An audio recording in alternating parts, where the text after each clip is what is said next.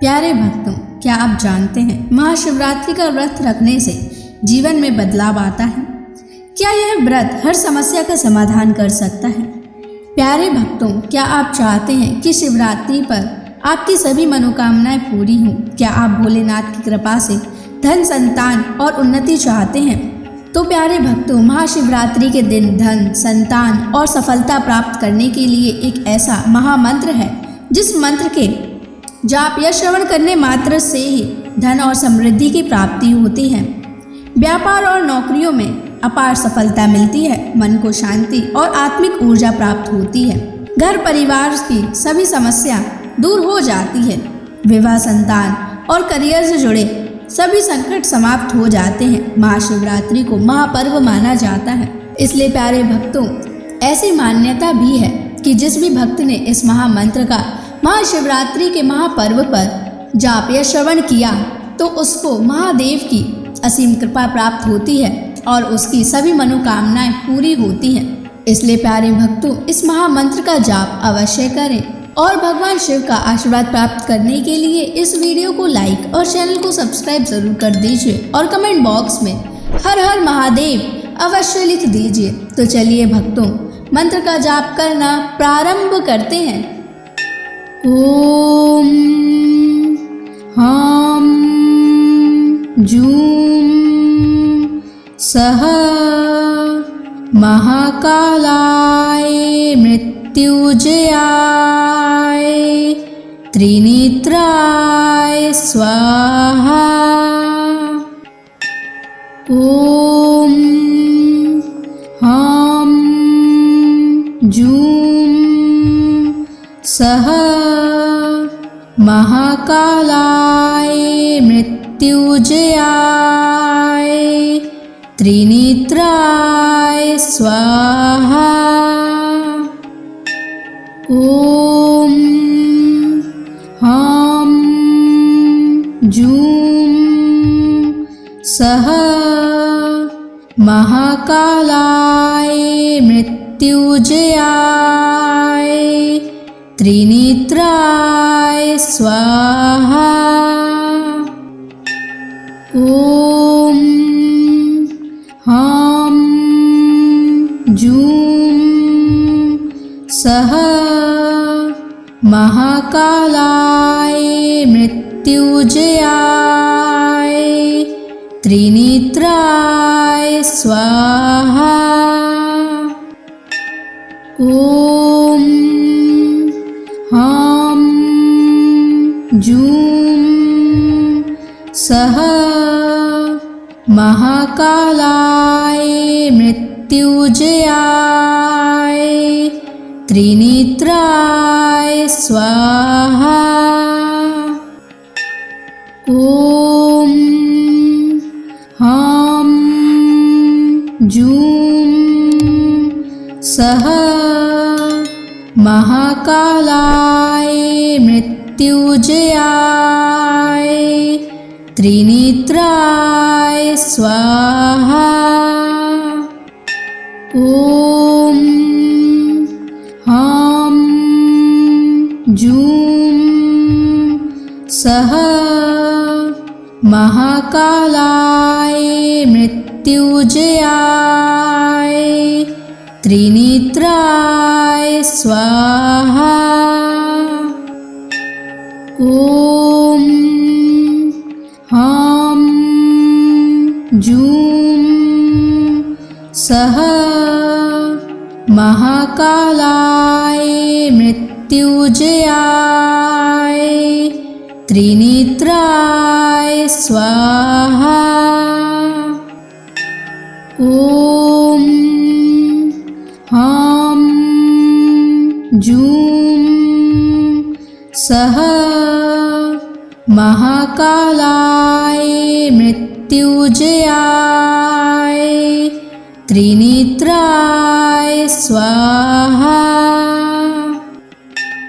ओम हां जूं सः महाकालाय मृत्युंजयाय त्रिनेत्राय स्वाहा। ॐ ह्रां जूं सः महाकालाय मृत्युंजयाय त्रिनेत्राय स्वाहा। ॐ ह्रां जूं सः महाकालाय मृत्युंजयाय त्रिनेत्राय स्वाहा। ॐ ह्रां जूं सः महाकालाय मृत्युंजयाय त्रिनेत्राय स्वाहा। ॐ ह्रां जूं सः महाकालाय मृत्युंजयाय त्रिनेत्राय स्वाहा। ॐ ह्रां जूं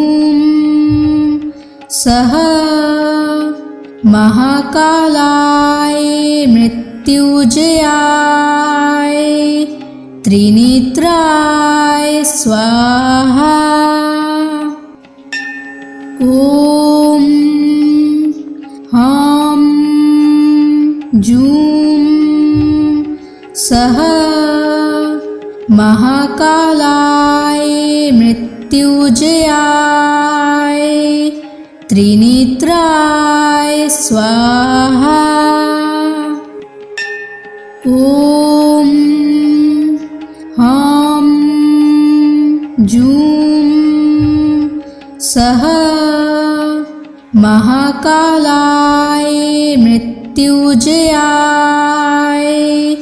त्रिनेत्राय स्वाहा। ॐ ह्रां जूं सः महाकालाय मृत्युंजयाय त्रिनेत्राय स्वाहा। ॐ ह्रां जूं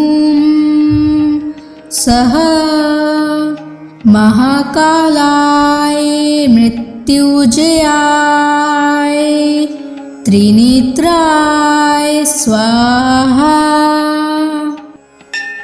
ॐ ह्रां जूं सः महाकालाय मृत्युंजयाय त्रिनेत्राय स्वाहा। ॐ ह्रां जूं सः महाकालाय मृत्युंजयाय त्रिनेत्राय स्वाहा।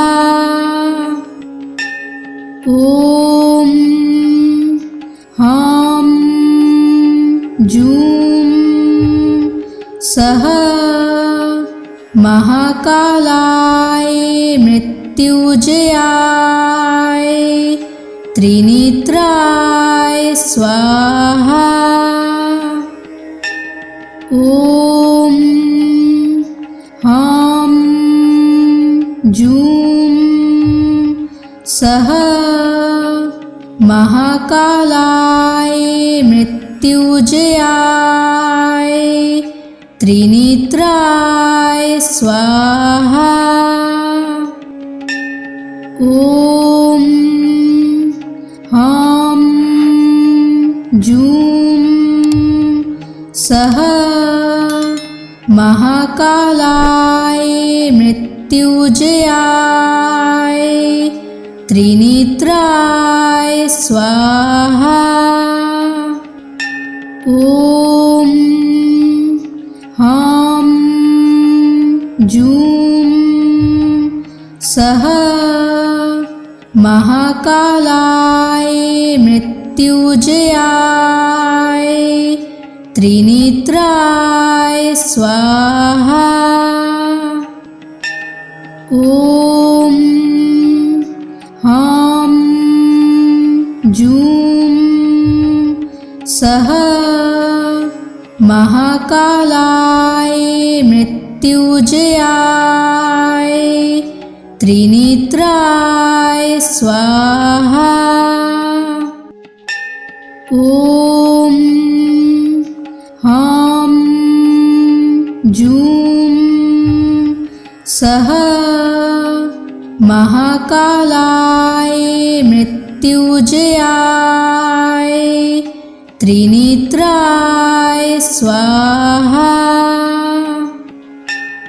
ॐ ह्रां जूं सः महाकालाय मृत्युजयाय त्रिनेत्राय स्वाहा। ॐ ह्रां जूं सः महाकालाय मृत्युजयाय त्रिनेत्राय स्वाहा। ॐ ह्रां जूं सः महाकालाय मृत्युजयाय त्रिनेत्राय स्वाहा। ॐ ह्रां जूं सः महाकालाय मृत्युजयाय त्रिनेत्राय स्वाहा।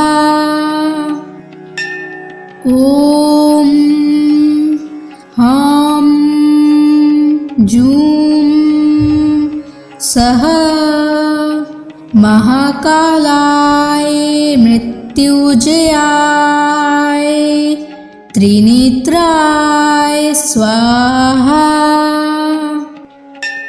ॐ ह्रां जूं सः महाकालाय मृत्युजयाय त्रिनेत्राय स्वाहा।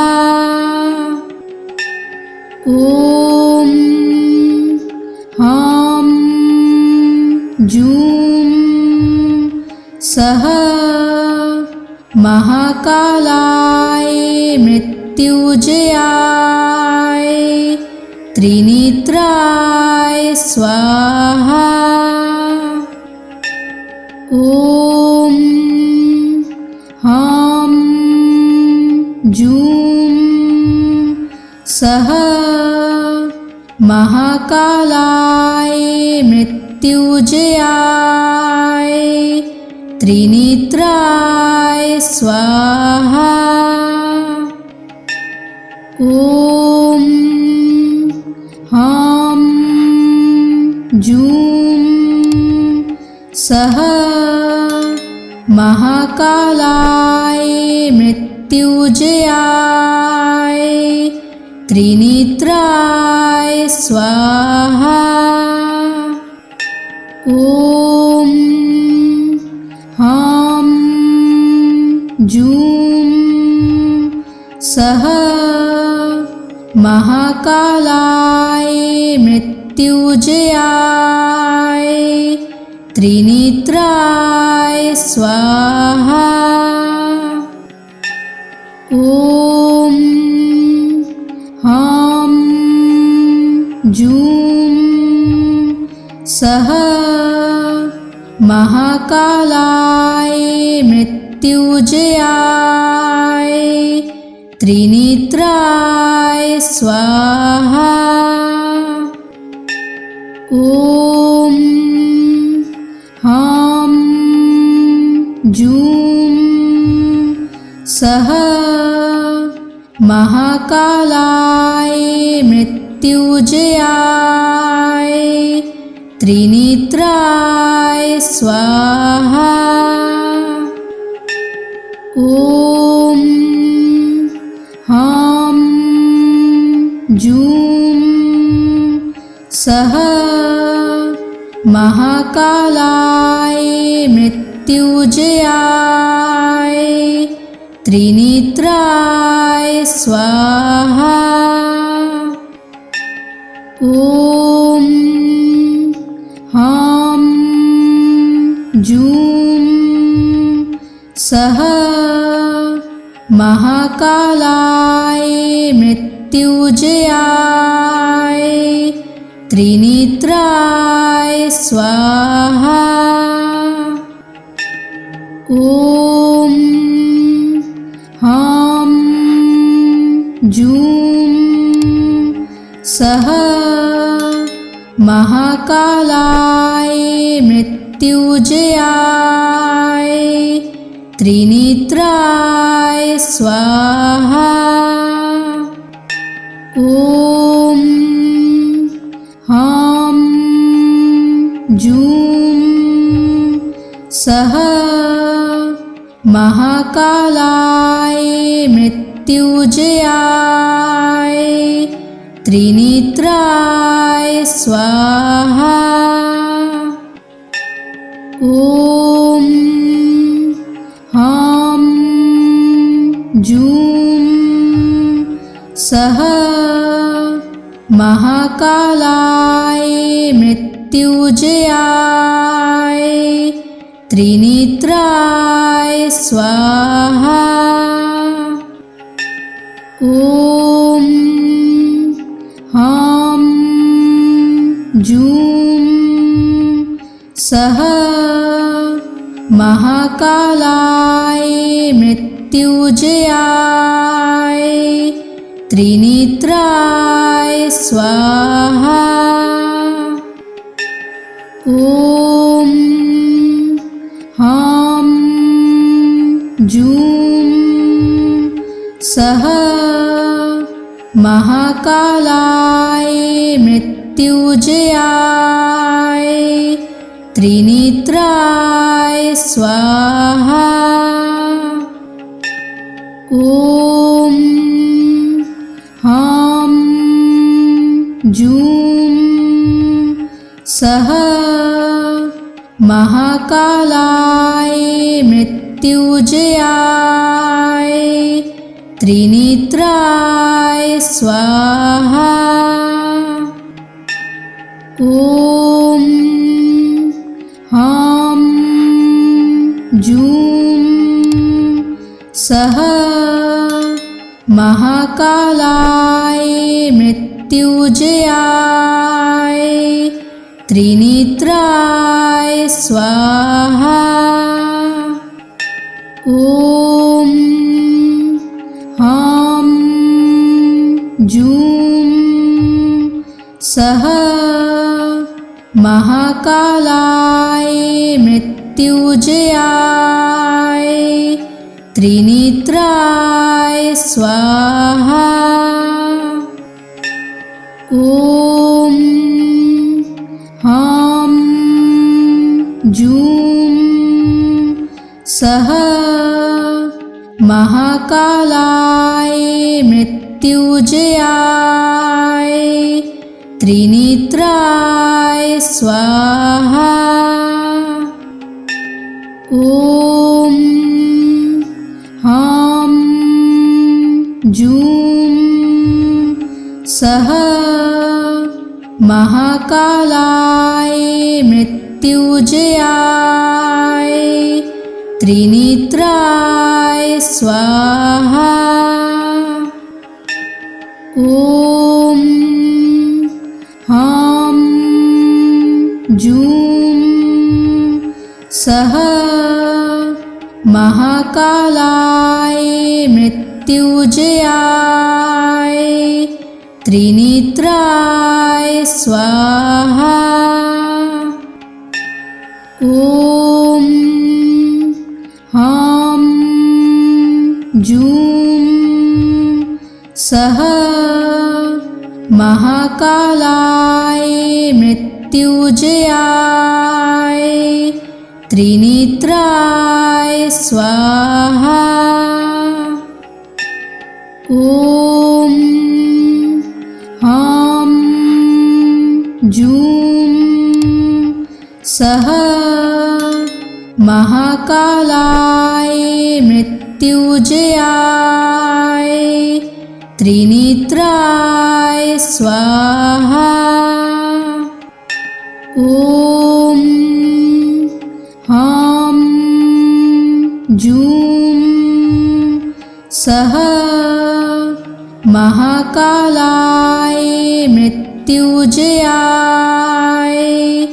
त्रिनेत्राय स्वाहा। ॐ ह्रां जूं सः महाकालाय मृत्युंजयाय त्रिनेत्राय स्वाहा। ॐ ह्रां जूं सः महाकालाय मृत्युंजयाय त्रिनेत्राय स्वाहा। ॐ ह्रां जूं सः महाकालाय मृत्युंजयाय त्रिनेत्राय स्वाहा। ॐ ह्रां जूं सः महाकालाय मृत्युंजयाय त्रिनेत्राय स्वाहा। ॐ ह्रां जूं सः महाकालाय मृत्युंजयाय त्रिनेत्राय स्वाहा। ॐ ह्रां जूं सः महाकालाय मृत्युंजयाय त्रिनेत्राय स्वाहा। ॐ ह्रां जूं सः महाकालाय मृत्युंजयाय त्रिनेत्राय स्वाहा। ॐ ह्रां जूं सः महाकालाय मृत्युंजयाय त्रिनेत्राय स्वाहा। ॐ ह्रां जूं सः महाकालाय मृत्युंजयाय त्रिनेत्राय स्वाहा। ॐ ह्रां जूं सः महाकालाय मृत्युंजयाय त्रिनेत्राय स्वाहा। ॐ ह्रां जूं सः महाकालाय मृत्युंजयाय त्रिनेत्राय स्वाहा। ॐ ह्रां जूं सः महाकालाय मृत्युंजयाय त्रिनेत्राय स्वाहा। ॐ ह्रां जूं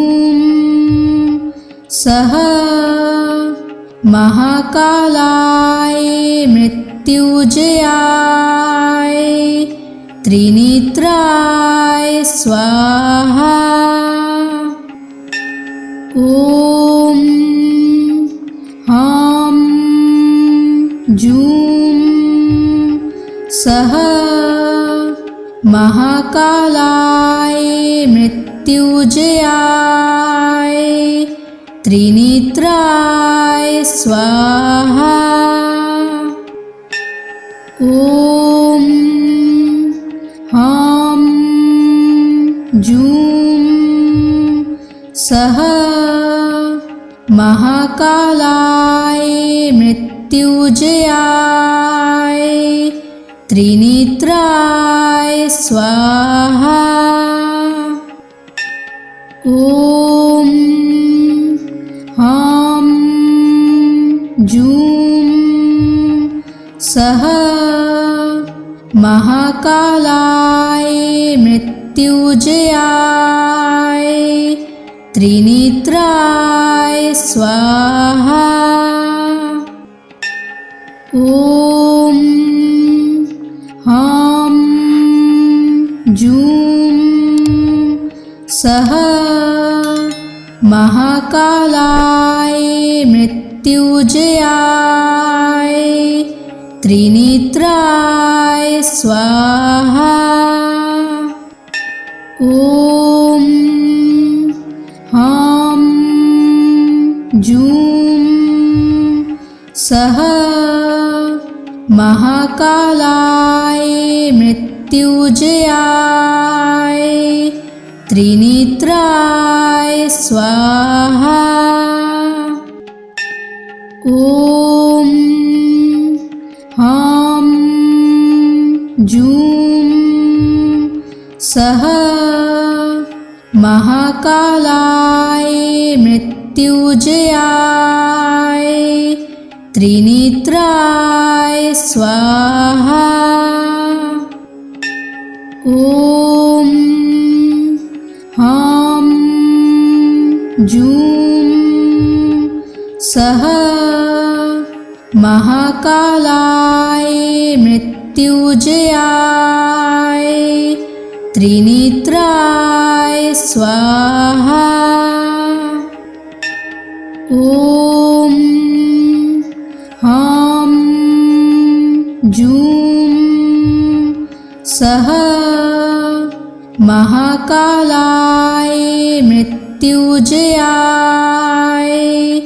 त्रिनेत्राय स्वाहा।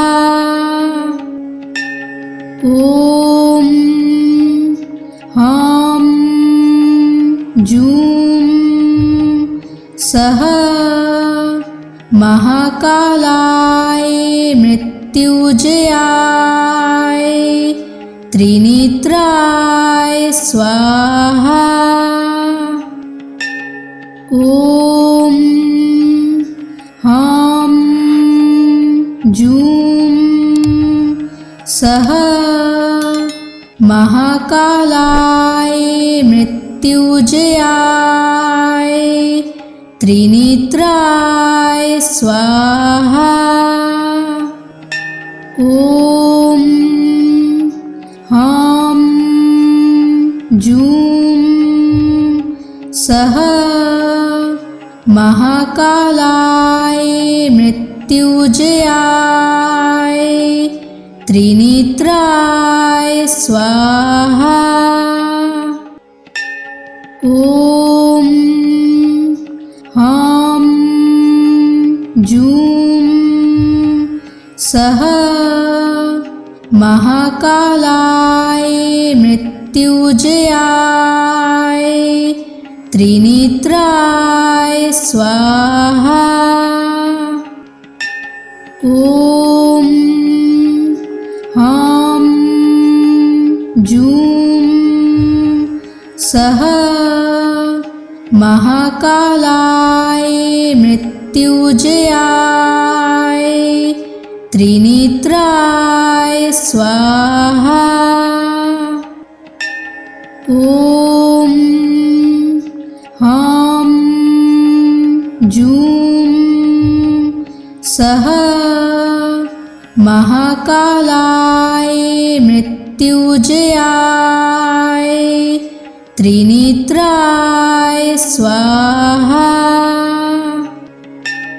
ॐ ह्रां जूं सः महाकालाय मृत्युजयाय त्रिनेत्राय स्वाहा। ॐ ह्रां जूं सः महाकालाय मृत्युजयाय त्रिनेत्राय स्वाहा। ॐ ह्रां जूं सः महाकालाय मृत्युजयाय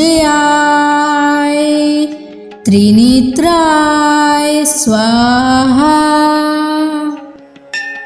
ॐ ह्रां जूं सः महाकालाय मृत्युजयाय त्रिनेत्राय स्वाहा। ॐ ह्रां जूं सः महाकालाय मृत्युजयाय त्रिनेत्राय स्वाहा। ॐ ह्रां जूं सः महाकालाय मृत्युजयाय त्रिनेत्राय स्वाहा। ॐ ह्रां जूं सः महाकालाय मृत्युजयाय त्रिनेत्राय स्वाहा। ॐ ह्रां जूं सः महाकालाय मृत्युजयाय त्रिनेत्राय स्वाहा। ॐ ह्रां जूं सः महाकालाय मृत्युजयाय त्रिनेत्राय स्वाहा। ॐ ह्रां जूं सः महाकालाय मृत्युजयाय त्रिनेत्राय स्वाहा।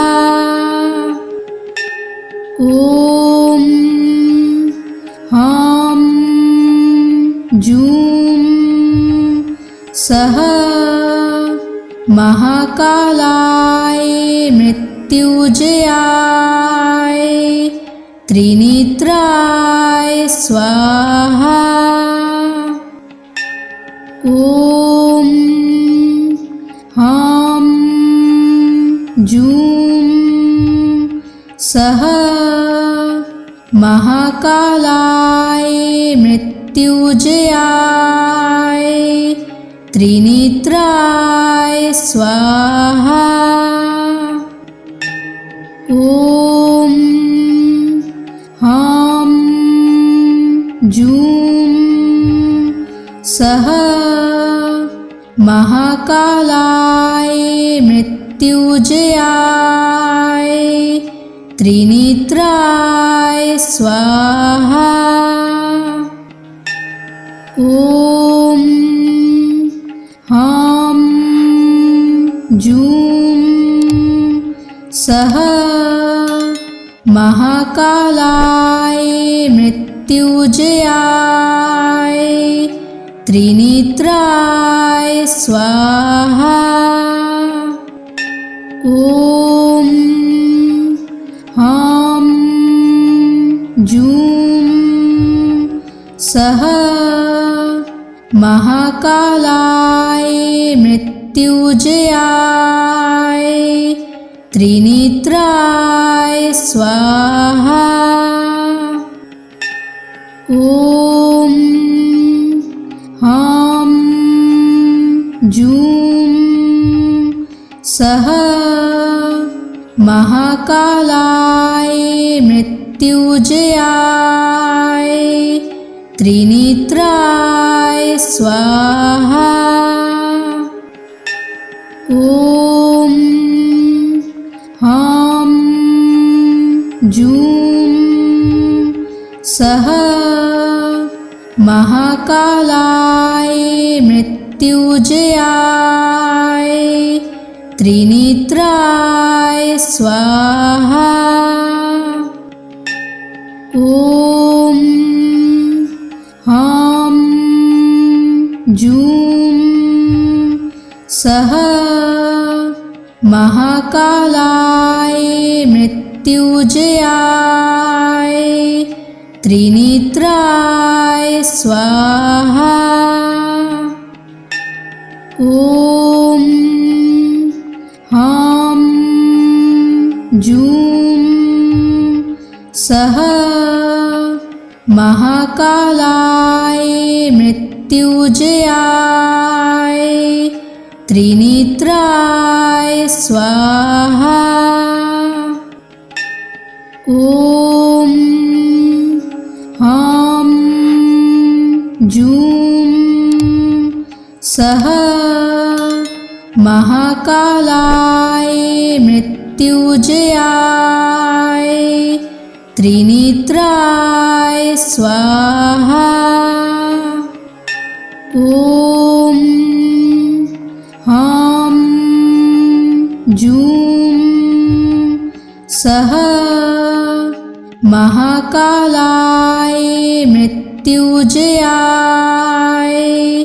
त्रिनेत्राय स्वाहा। ॐ ह्रां जूं सः महाकालाय मृत्युंजयाय त्रिनेत्राय स्वाहा। ॐ ह्रां जूं सः महाकालाय मृत्युंजयाय त्रिनेत्राय स्वाहा। ॐ ह्रां जूं सः महाकालाय मृत्युंजयाय त्रिनेत्राय स्वाहा। ॐ ह्रां जूं सः महाकालाय मृत्युंजयाय त्रिनेत्राय स्वाहा। ॐ ह्रां सः महाकालाय मृत्युंजयाय त्रिनेत्राय स्वाहा। ॐ ह्रां जूं सः महाकालाय मृत्युंजयाय त्रिनेत्राय स्वाहा। ॐ ह्रां जूं सः महाकालाय मृत्युंजयाय त्रिनेत्राय स्वाहा।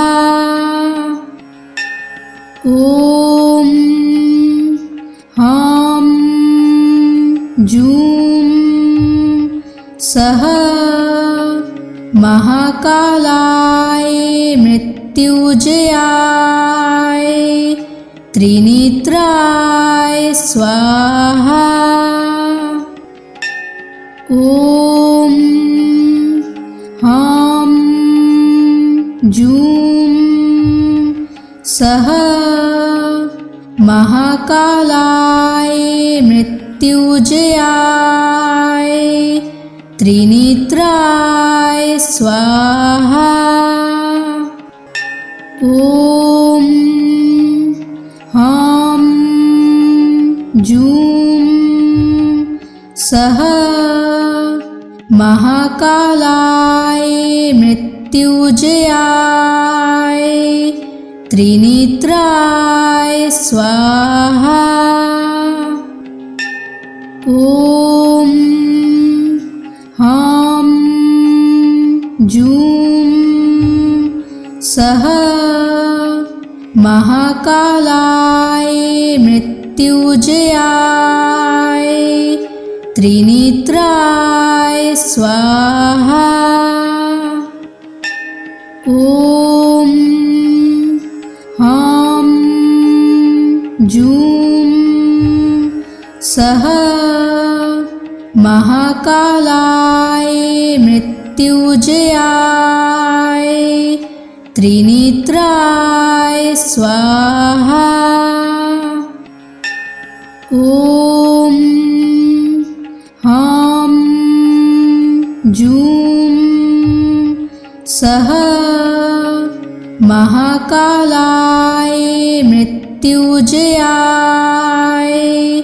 त्रिनेत्राय स्वाहा। ॐ ह्रां जूं सः महाकालाय मृत्युंजयाय त्रिनेत्राय स्वाहा।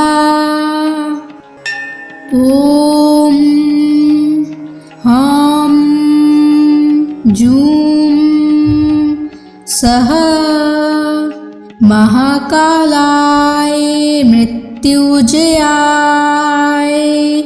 त्रिनेत्राय स्वाहा।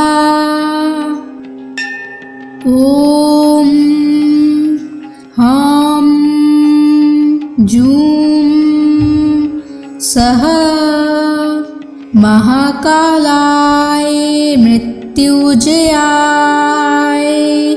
त्रिनेत्राय स्वाहा। ॐ ह्रां जूं सः महाकालाय मृत्युंजयाय त्रिनेत्राय स्वाहा। ॐ ह्रां जूं सः महाकालाय मृत्युंजयाय त्रिनेत्राय स्वाहा। ॐ ह्रां जूं सः महाकालाय मृत्युजयाय त्रिनेत्राय स्वाहा।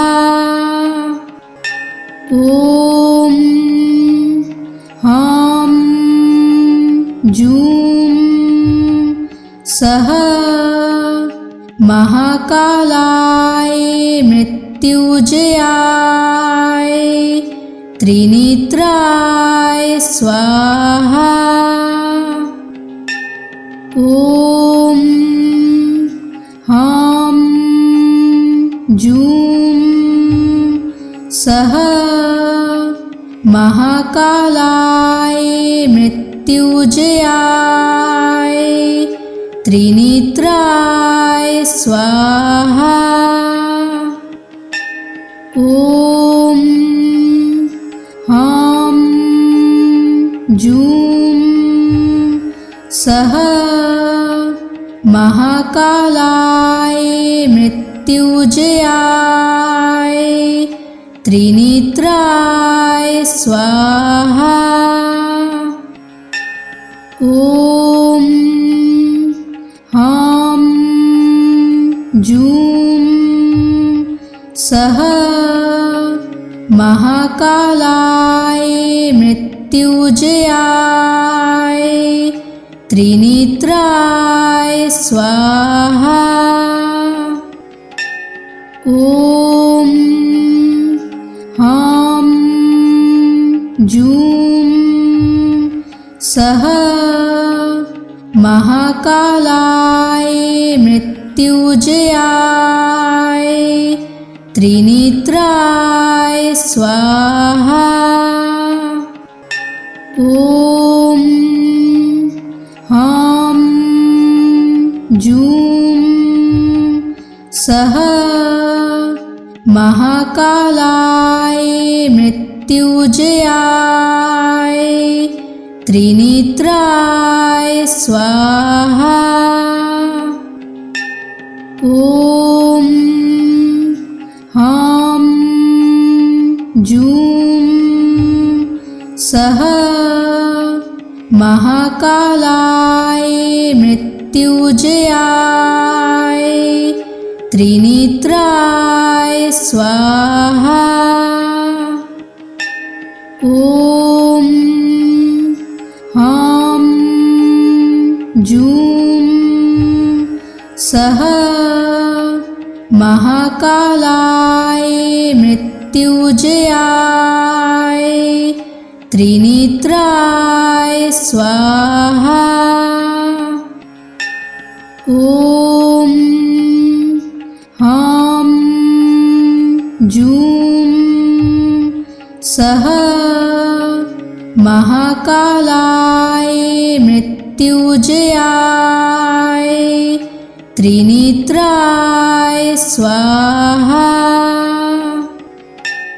ॐ ह्रां जूं सः महाकालाय मृत्युजयाय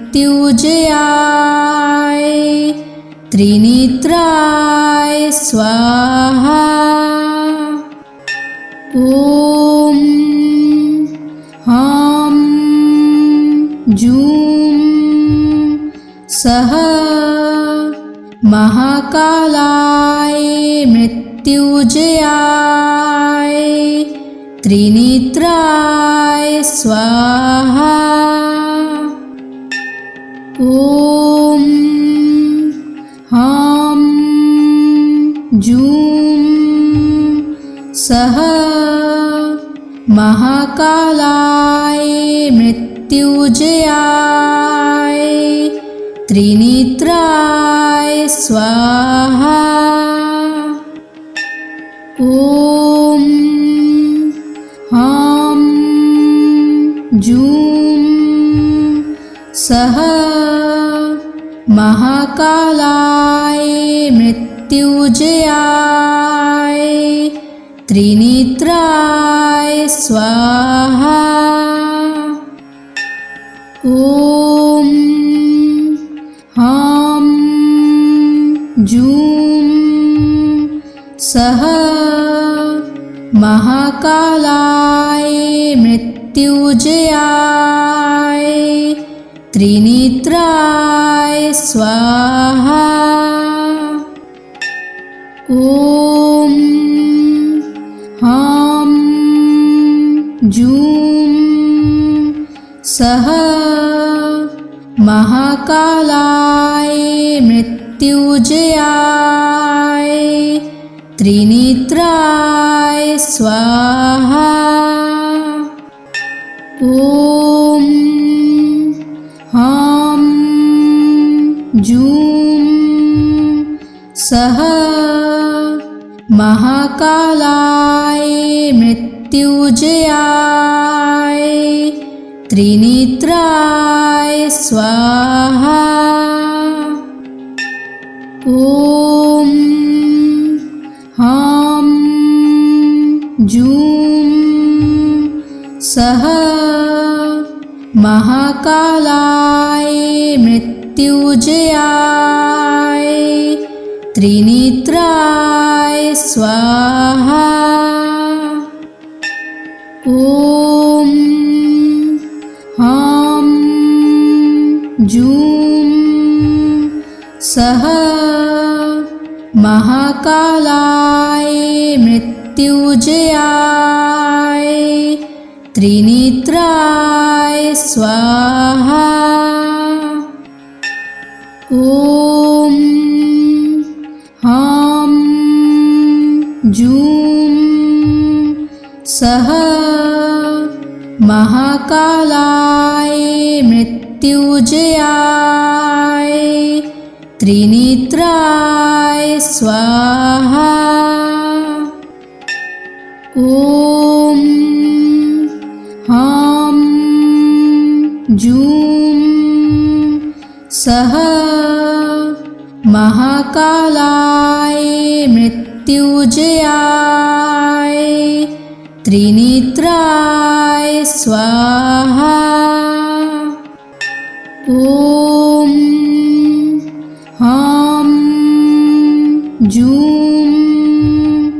सः महाकालाय मृत्युंजयाय त्रिनेत्राय स्वाहा।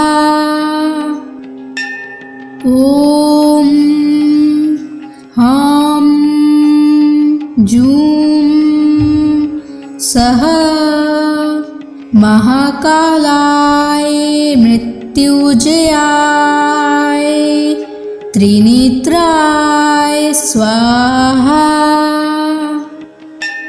ॐ ह्रां जूं सः महाकालाय मृत्युंजयाय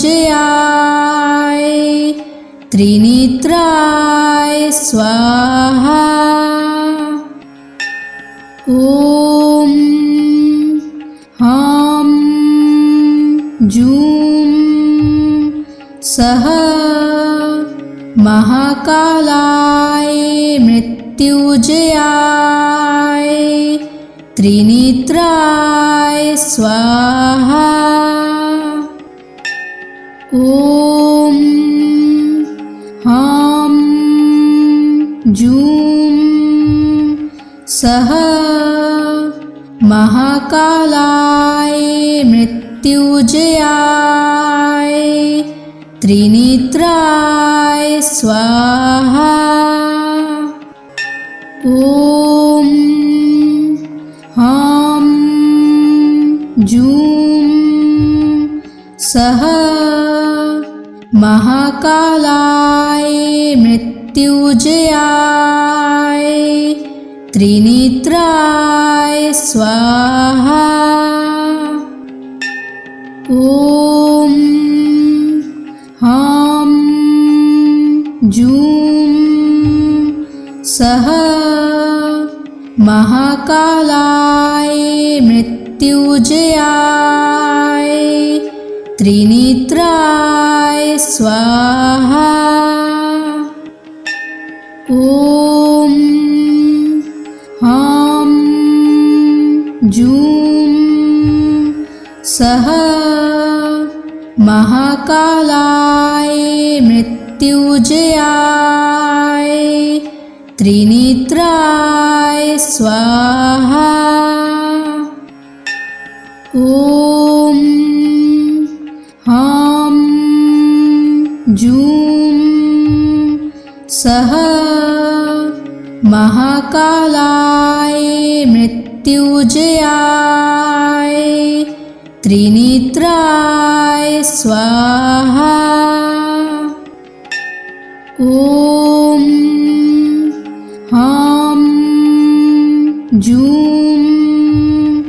सः महाकालाय मृत्युंजयाय त्रिनेत्राय स्वाहा। ॐ ह्रां जूं सः महाकालाय मृत्युंजयाय त्रिनेत्राय स्वाहा।